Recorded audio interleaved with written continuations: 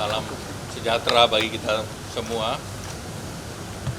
Pertama tentu tadi Bapak Presiden membahas terkait dengan apa yang terjadi di Timur Tengah, terutama yang terkait dengan Iran dan Israel.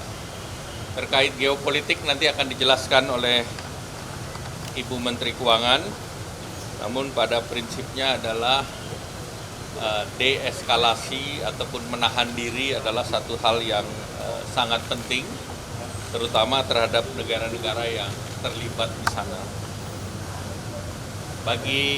Dari sisi perekonomian, tentu kita melihat terjadi lonjakan harga minyak akibat serangan Israel ke kedutaan Iran di Damaskus dan juga terhadap retaliasi yang dilakukan oleh Iran. Dari segi ekonomi, Laut Merah dan Selat Hormuz itu menjadi penting, terutama karena Selat Hormuz itu 33.000 kapal minyak dan Laut Merah itu sekitar 27.000, dan peningkatan freight cost itu menjadi salah satu hal yang harus dimitigasi. Secara fundamental, perekonomian Indonesia tumbuh solid 5% dengan inflasi dalam rentang 2,5 plus minus 1%. Neraca perdagangan masih surplus dan cadangan devisa tadi disampaikan masih sekitar 136 miliar US dollar.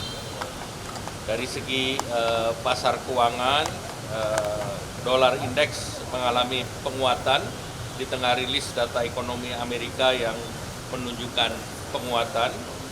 Kemudian eskalasi tentu meningkatkan ketidakpastian, dan tentu yang harus kita mitigasi adalah beralihnya aset ke safe haven, dalam hal ini US dollar, emas, nikel juga mengalami kenaikan.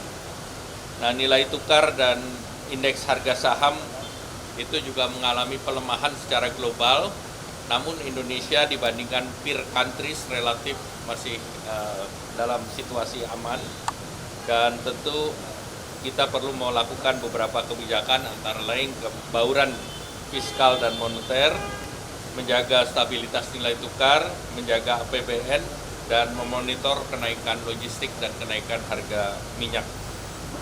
Sektor real, dampak depresiasi nilai tukar dan kenaikan ini salah satu yang dilihat, yang tentu sangat berpengaruh terhadap impor, namun tentu efek juga terhadap eksportir mendapatkan devisa lebih banyak. Tentu ini plus minusnya kita harus jaga.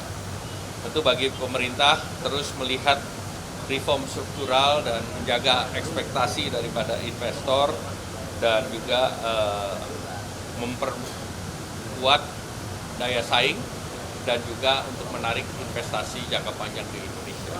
Jadi kepastian itu yang harus dijaga, dan tentu nanti berbagai skenario sudah dibahas, tentunya juga menjaga agar defisit tetap dalam rentang yang diperbolehkan.